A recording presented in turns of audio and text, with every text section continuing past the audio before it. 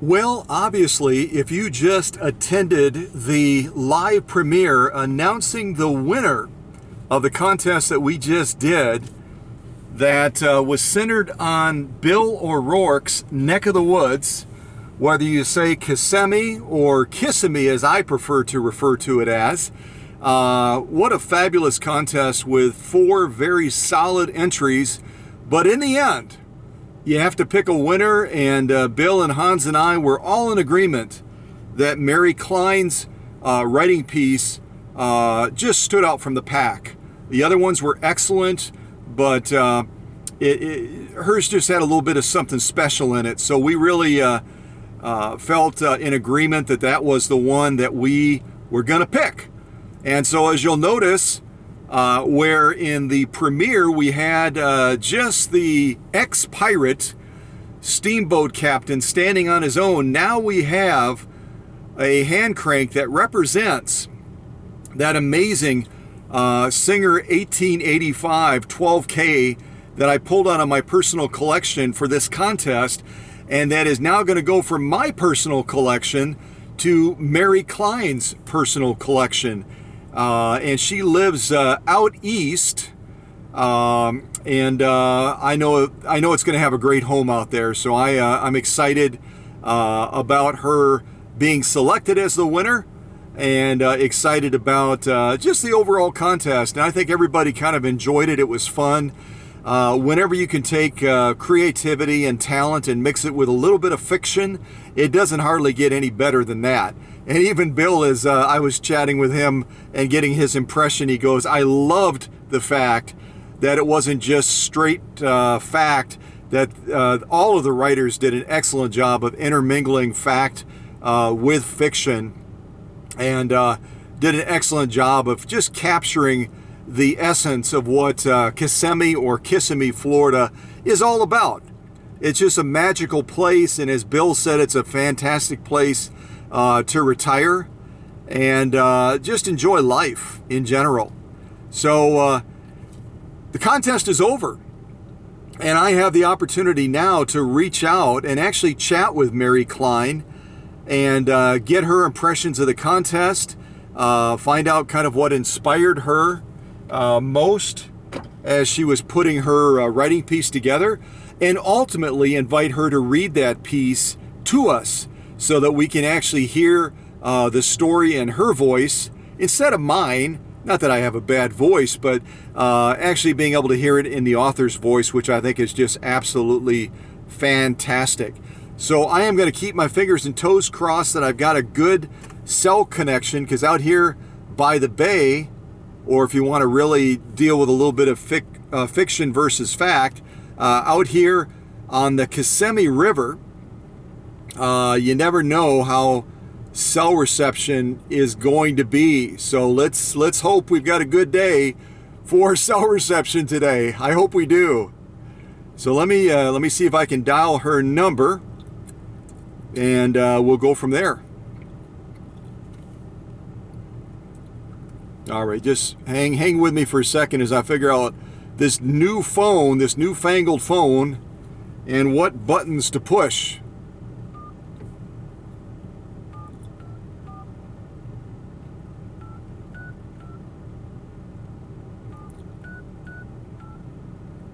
All right, let's give this a try.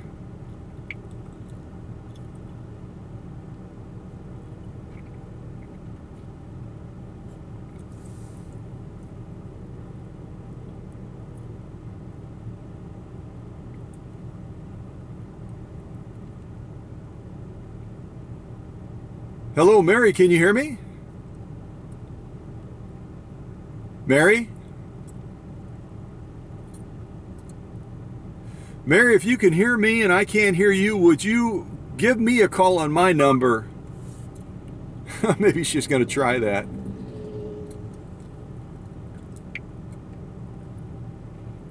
Just the unpredictability of trying to get these fancy cell phone gadgets working. All right, that might be Mary right there. I'm hoping it is.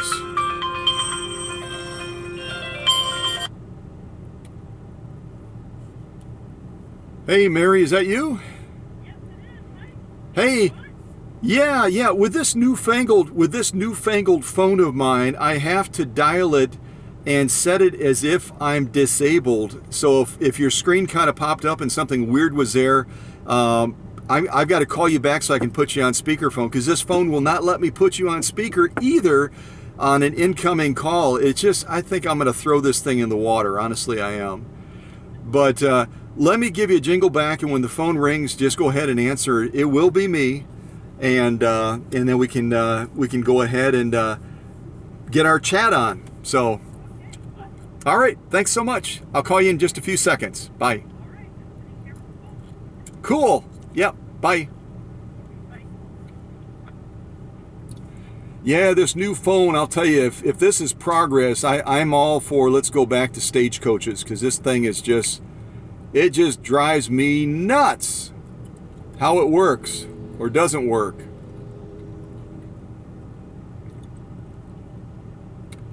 Hey, Mary, can you hear me? Mary, can you hear me? Hello? Oh, goodness gravy.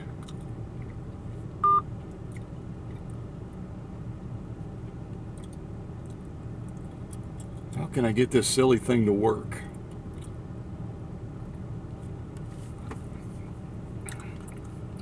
I was able to get it to work with Hans.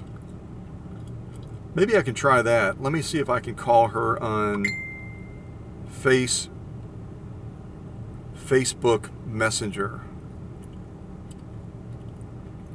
Let me try that.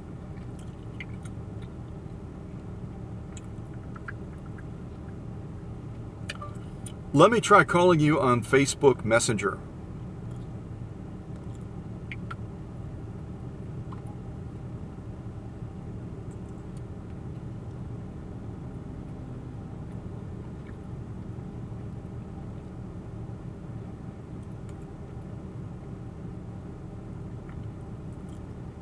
Let's see here. We'll get this, folks. We'll get it.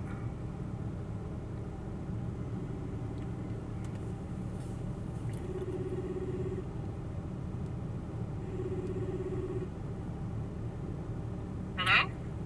Hey, we finally have success. I don't know what's going on with this phone, but I see some hungry seagulls out there, and I'm thinking about feeding it to them, quite honestly.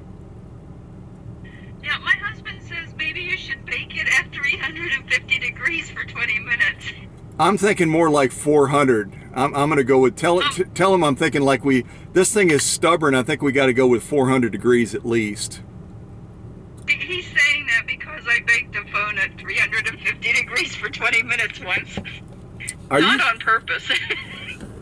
Well, I've heard of people microwaving their phones and stuff. I mean, I've never tried the oven thing, but I'm on the brink, and I just finally got rid of my old phone, because my family said it was basically as old as Moses. Matter of fact, Moses probably used it on the ark and then left it behind. Then I got a hold of it somehow, but so I've gone to this newfangled one. But it's the oddest thing. If I dial a number and I don't tell it, that let that disabled thing, the keyboard or whatever it is, pop up, it won't let me put it on speakerphone. And if I get a call coming in, it won't let me put it on speakerphone. And I've had everybody look at this silly thing and they just go, well, that's just the way it is. It's programmed to torment you, basically. So yeah, I'm not too happy of a camper with this new cell phone. So I may end up changing it to something again. But at any rate, it finally worked. I was able to dial you on Facebook Messenger, and that went through. That's actually how I called Hans when you heard him speaking on the premiere as well, and I dialed Bill directly, but it all worked out in the end. So, at any rate, blah, blah, blah, blah, blah, blah. Congratulations. Thank you so much. Yeah, we really... This is so exciting. Yeah, we really enjoyed what you had to write and what you shared and just how you put your thoughts together and the creative edges of everything. And Hans got tickled pink, as you heard about.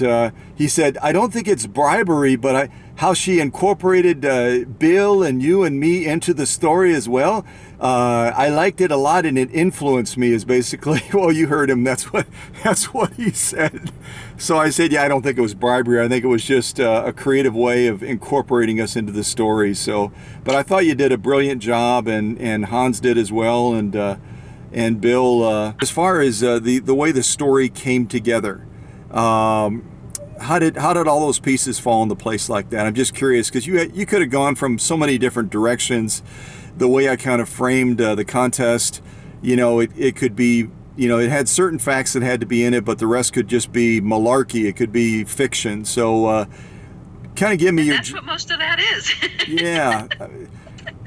It just comes. It just floats into the head.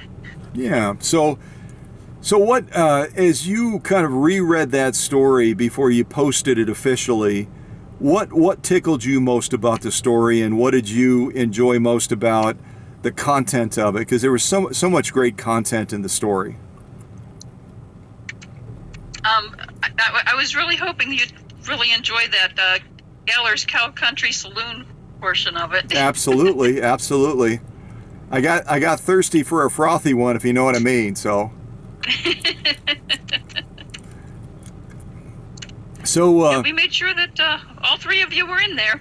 yeah, it was brilliantly done. It really was, and even if it was a family effort, that's totally fine. And you were the official submitter, and we just delighted in it. We thought it was fabulous.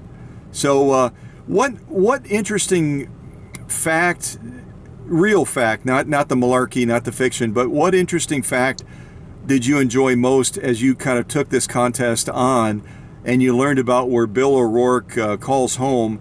What fact or what detail that ended up falling into the story did you kind of find most interesting or most surprising? I think looking at the map, when we pulled up the map of Florida and seeing all the lakes in that area and the way they all joined together, that looked really interesting to me. Okay, so kind of the lay of the land and just the territory that the story would have unfolded in with this steamboat captain and Mary Bell and everything else. It topographically, it looks like an interesting area then, huh? Yes, it does. Yeah. Have you ever been down there? Have you ever visited it? No. So now you guys need to... Farthest... Go ahead, I'm sorry. The farthest south I've made it was Virginia Beach for one of my sisters. Okay. Well, you guys are going to have to make a family trip down there now and come knocking on Bill's door. And I think that would be fun. Just show up unannounced. I'll give you his address. You show up unannounced and, boom, boom, boom. "Hey, Bill, we're here for a week. You got room for us?" And just watch his jaw drop like la la. Well, he's kind of a go with the flow guy, but yeah, that would probably put him into some level of shock. So, but even if you guys had hotel accommodations, it'd be fun just to do that for kicks and giggles. But well, do you have that story near you where you would be able to share it with us? Yes, I do. Well, I'm going to turn the floor over to you and go ahead and give it your best read. I'm guessing you've done a little bit of practicing already, and I'm going to enjoy hearing it in your own voice. So yeah, go for it. Okay. I started researching my genealogy as a hobby. I talked with my parents and grandparents, and they gave me lots of interesting history.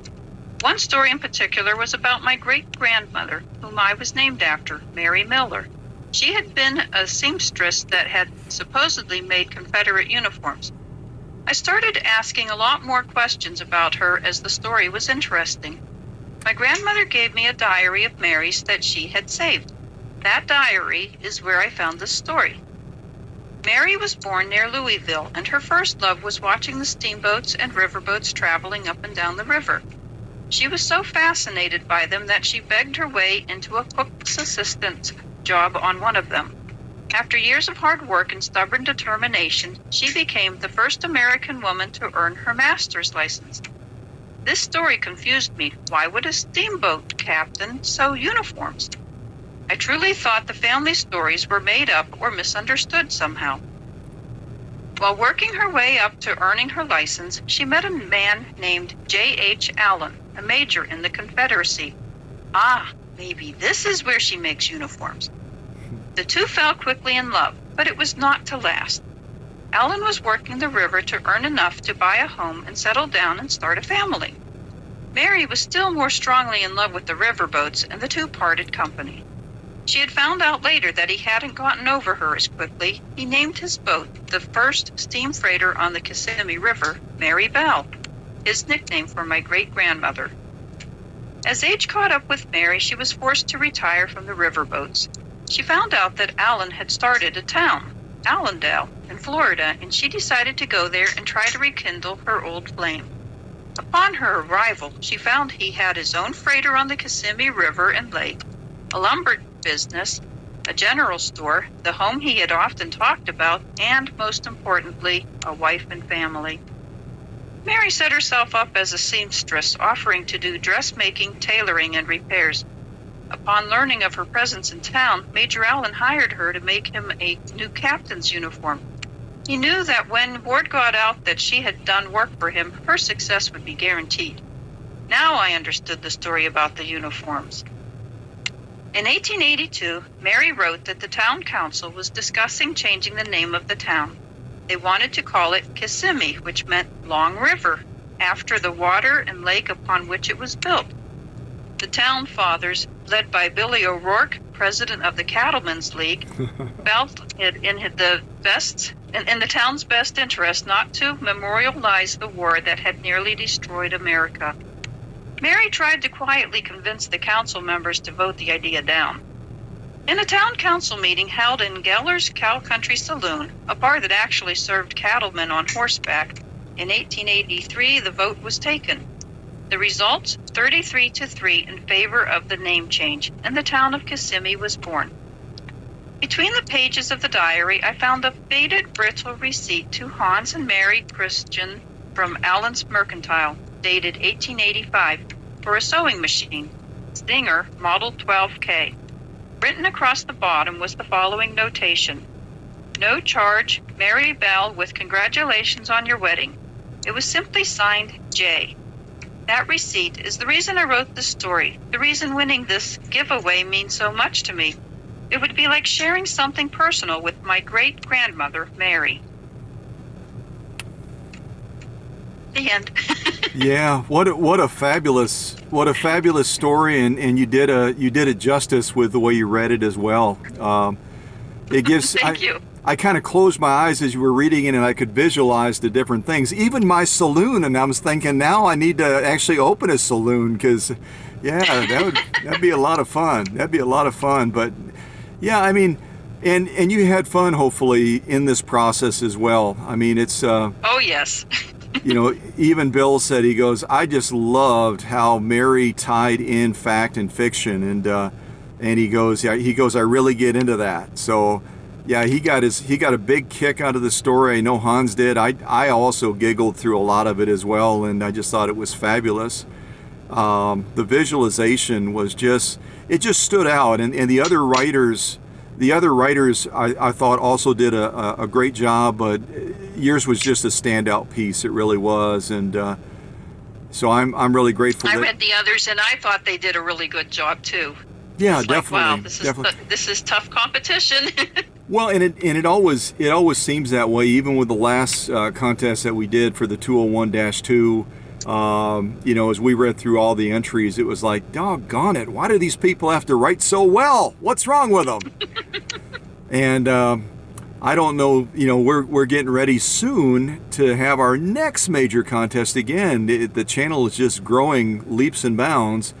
And I've already been brainstorming a little bit with Hans about, okay, we're going to base it in Norway. It's not going to be, you know, down in Florida. So we can do something similar. You know, maybe they could write about the museum in Sweden or whatever. And he goes, let me think about it. So we're still thinking about it. We still have some time to put that together.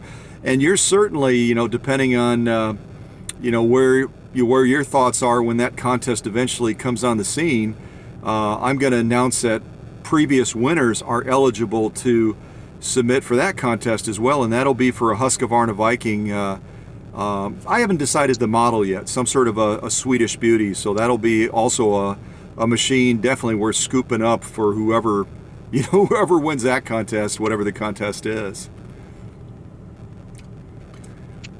Okay. But, yeah, definitely. All right, well, I'll let you go. Have a great rest of the evening. I know you've had probably a long day, and I'm seeing that there are folks through text messages and Facebook Messenger and all the other ways that they can find me. They're saying, "Okay, all right, wrap it up, buddy. We got some questions for you." So, but congratulations again. I'm excited.